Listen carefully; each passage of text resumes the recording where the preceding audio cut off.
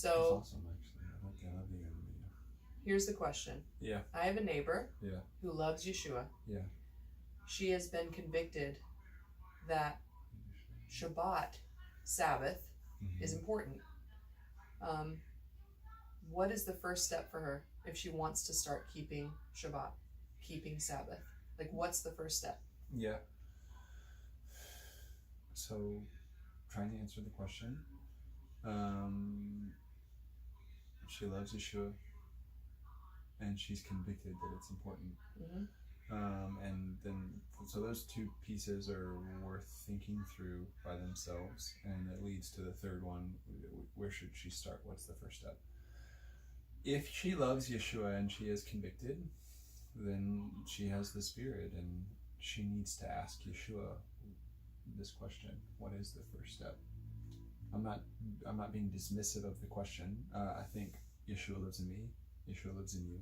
So one of the ways that Yeshua answers is his anointing teaches us through each other sometimes.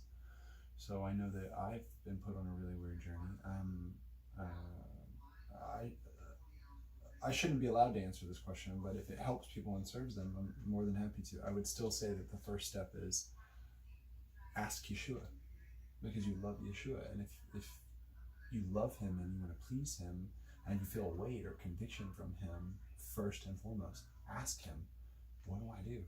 Because people will have different contexts, different life situations, and the master could speak to those in very particular ways.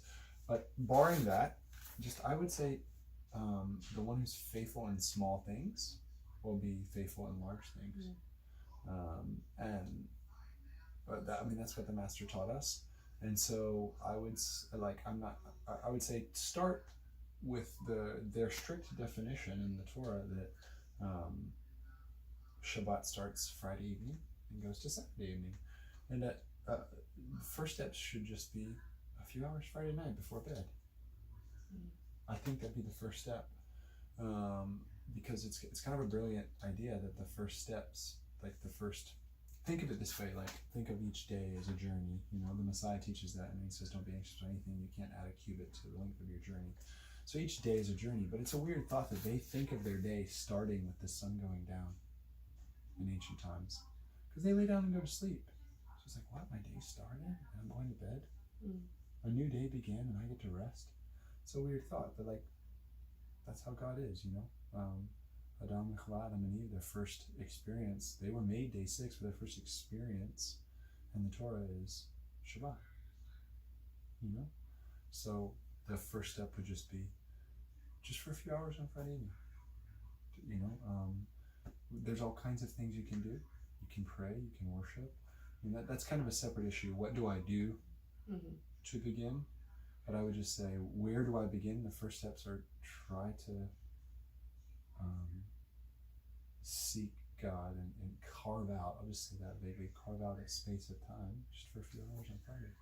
I think that's our first step. So let me ask a follow-up question to that. Because I'm a mother, right, with 4 children. Yeah. We have 4 children. My neighbor is also a mother with 2 children.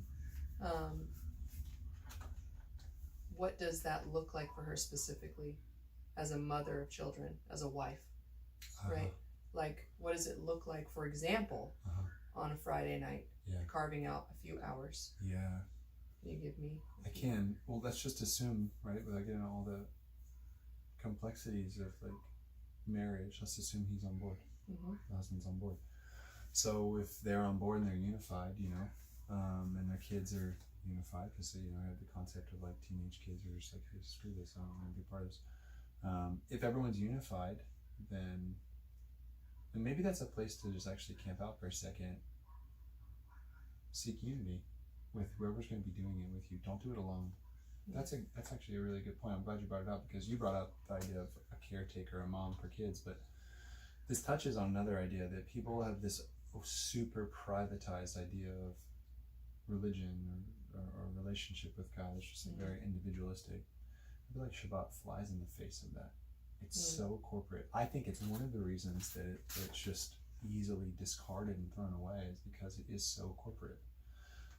So just think of your household, wherever you're going to be celebrating it, and seek unity with your household first off. And like, are we even going to do this for a few hours, whatever this is, you know, and pray about that and ask for unity, because you know, if you have a whole household united, it kind of doesn't matter.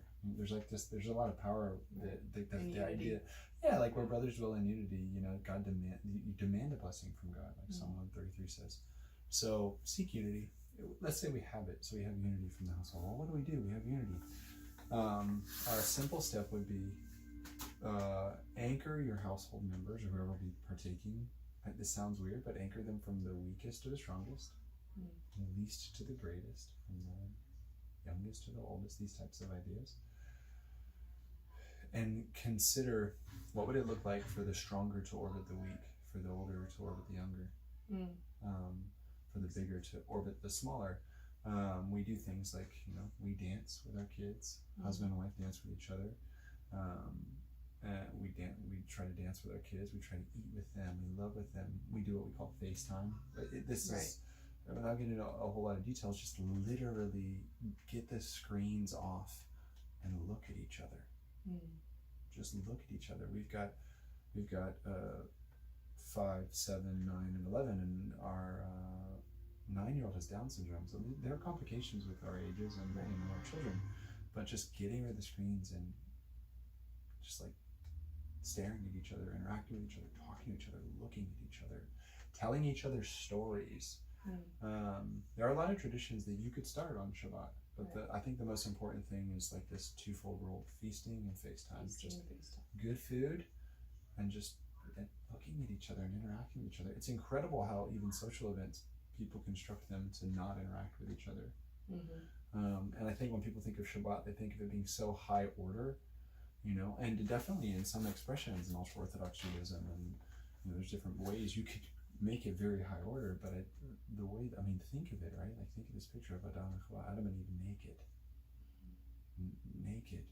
They're just so vulnerable, and they're just with each other, and they're with God, and their needs are provided for, you know. It's just very intimate. And so I think for moderns, an easy way to take a step toward intimacy is just strip it down, you know, like get rid of your screens, get rid of your distractions, and try to make other people heavy. Keep in mind that idea of orbits, like the highest, the lowest, the strongest, the weakest. Like it should be like on Shabbat, I feel like the strong should orbit the weak. So yeah, I mean, you feel like that's good? Yeah, like Yahweh orbiting his creation. Yes, absolutely. It's the idea of God like coming down. It's resting with us for our benefit. I think sometimes people think of Shabbat as God's like just sitting there watching, or Sabbath. They have this idea of God's like, and there is a way that he's the king and it's his day, but it's to our benefit, and he comes down to us, and he's incarnational. He comes in our world, and so we should model that with our wives, with our children. Yeah, I can talk forever. So good. Yeah.